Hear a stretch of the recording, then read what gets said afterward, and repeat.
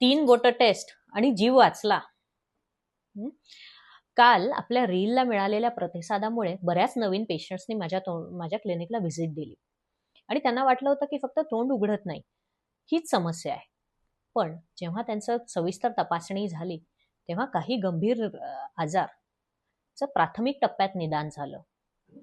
लक्षात ठेवा, कधी कधी तोंडाच्या कॅन्सरची लक्षणं जी गुटखा आणि तंबाखूमुळे कायम होतात ती प्रत्येक वेळेस दिसतातच अशी नाहीये.